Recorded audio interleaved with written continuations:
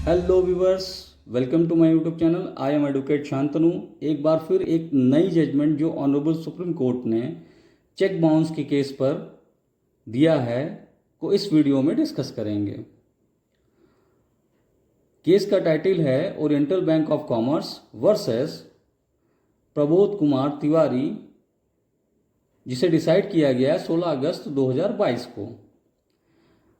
इसकी PDF link भी मैंने डिस्क्रिप्शन में प्रोवाइड की है, वहाँ से भी आप डाउनलोड कर सकते हैं। अब इस केस में एक्यूज ने यह डिफेंस लिया कि चेक में जो विवरण भरे गए हैं वो उसके द्वारा नहीं बल्कि किसी और व्यक्ति के द्वारा भरे गए हैं, और एक्यूज यह भी मानता है कि उसने ब्लैंक चेक साइन करके दिया था, यानी चेक साइन करके तो दिया था लेकिन विवरण नहीं भरा था पूरा, और इसलिए उसने राइटिंग एक्सपर्ट को नियुक्त करने की बात कही डिफेंस के तौर पे। अब यहाँ पे एक बात और है कि a drawer who signs a cheque and hand its over to the payee is presume to be liable unless the drawer adduces evidence to rebut the presumption that the cheque has been issued towards payment of a डेब्ट or in discharge of liability. तो आइए facts of the case को जानते हैं। वो ये हैं कि यह अपील दिल्ली हाई कोर्ट के सिंगल जज के दिनांक 24 जुलाई 2019 के निर्णय में उत्पन्न होती है। अपीलकर्ता यानी अपीलांट नेगोशिएबल इंस्ट्रूमेंट एक्ट 81 की धारा 138 के तहत कार्यवाही में शिकायत करता है, कंप्लेनेंट है। वह सिंगल जज के आदेश पर सवाल उठाना चाहता है जिसके द्वारा रिस्पोंडेंट्स को एक हैंडराइटिंग एक्सपर्ट को शामिल करने की अनुमति दी गई थी, ताकि यह जाना जा सके कि डिस्प्यूटेड चेक जारी करने वाले व्यक्ति द्वारा भरा गया है या नहीं। अब यहाँ प्रतिवादी ने स्वीकार किया कि उसने, यानी रिस्पोंडेंट्स ने स्वीकार किया कि उसने हस्ताक्षर किए हैं चेक पर, और अपीलकर्ता को एक चेक भी सौंप दिया है। प्रतिवादी के अनुसार उसके द्वारा एक हस्ताक्षरित ब्लैंक चेक दिया गया था। अपील में जो प्रश्न उठता है इस अपील में वह यह है कि क्या उच्च न्यायालय ने प्रतिवादी को यह निर्धारित करने के लिए राइटिंग एक्सपर्ट को नियुक्त करने की अनुमति दी थी कि चेक में भरे गए विवरण प्रतिवादी के हाथ से भरे गए थे। अब इस केस में ऑनरेबल सुप्रीम कोर्ट ने रिलायंस प्लेस किया बीर सिंह बनाम मुकेश कुमार के केस पर, जिसमें इस मुद्दे पर इस न्यायालय की मिसाल की तय लाइन पर चर्चा करने के बाद दो न्यायाधीशों की बेंच ने कहा कि meaningful reading of the provisions of NI act, विशेष रूप से सेक्शन 20, सेक्शन 87 एंड सेक्शन 139,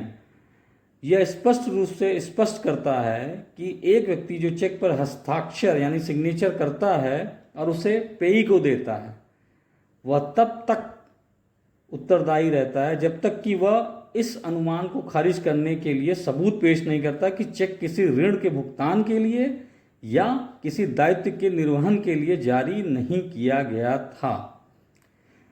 यह महत्वहीन है कि चेक को ड्रॉअर के अलावा किसी अन्य व्यक्ति द्वारा भरा गया हो सकता है,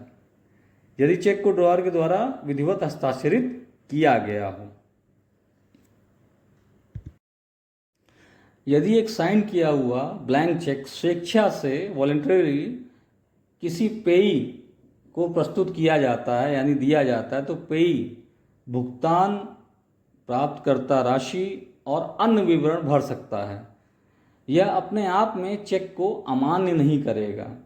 यह साबित करने की जिम्मेदारी अभी भी अभियुक्त पर होगी कि चेक सबूत जोड़कर किसी ऋण या दायित्व के निर्वहन में नहीं था।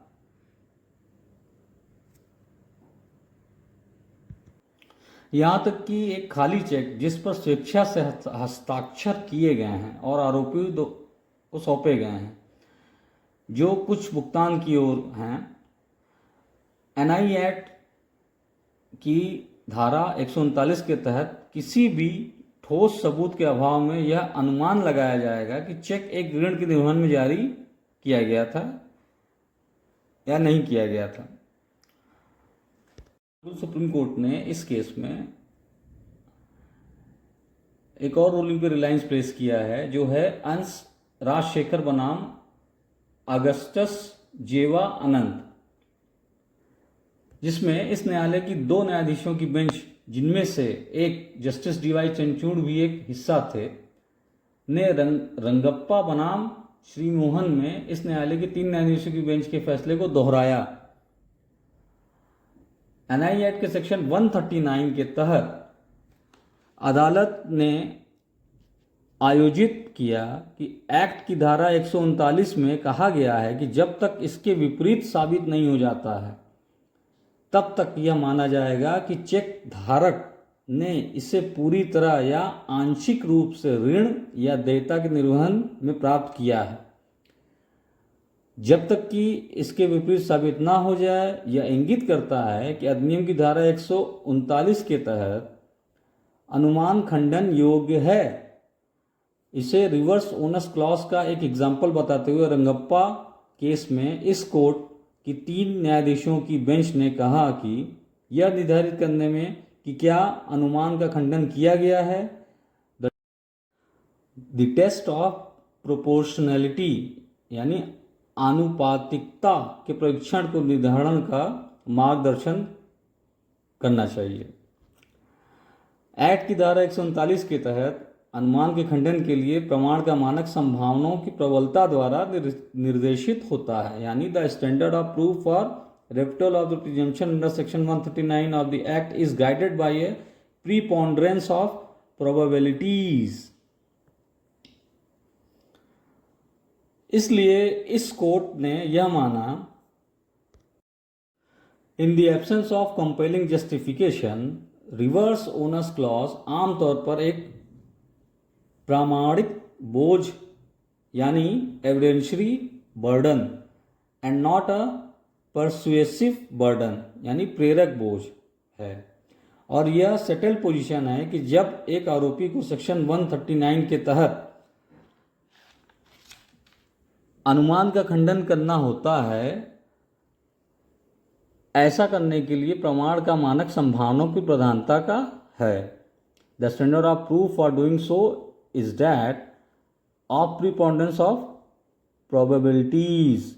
इसलिए यदि अभियुक्त एक संभावित बचाव करने में सक्षम है जो उसके बारे में संदेह पैदा करता है, तो कानूनी रूप से लागू करने योग्य ऋण या दायित्व या का अस्तित्व,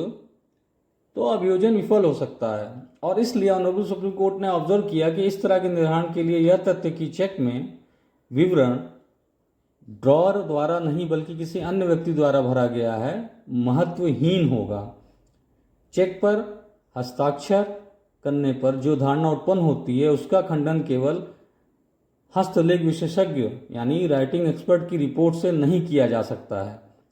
भले ही चेक में विवरण ड्रॉअर द्वारा नहीं भरा गया हो, लेकिन किसी अन्य व्यक्ति द्वारा, यह बचाव के लिए प्रासंगिक नहीं है कि क्या चेक किसी ऋण के भुगतान के लिए जारी किया गया था या किसी दायित्व के निर्वहन में। निसंदेह रिस्पोंडेंट्स के लिए अन्य सभी बचावों को उठाने के लिए खुला होगा जो वे वैध रूप से अपनी याचिका के समर्थन में अन्यथा उठाने के हकदार हो सकते हैं कि चेक पहले से मौजूद ऋण या बकाया देयता के अनुसरण में जारी नहीं किया गया था। अब कंक्लूजन ये हुआ कि ऑनरेबल सुप्रीम कोर्ट ने अपील को अलाउ किया और यह माना कि सेक्शन 139 एनआई एक्ट के तहत अनुमान लगाया जाता है कि ड्रॉअर ने साइन किया हुआ चेक दिया है इन डिस्चार्ज ऑफ डेट और लायबिलिटी, जब तक कि वो इसका एविडेंस ट्रायल में ना दे कि जो चेक जारी किया गया है वो किसी डेट या लायबिलिटी के तहत नहीं दिया गया है। और यह कहना कि राइटिंग एक्सपर्ट के एविडेंस के अनुसार चेक में भरे गए विवरण चेक जारी करने वाले ने नहीं बल्कि किसी अन्य व्यक्ति द्वारा भरा गया है, सही नहीं है।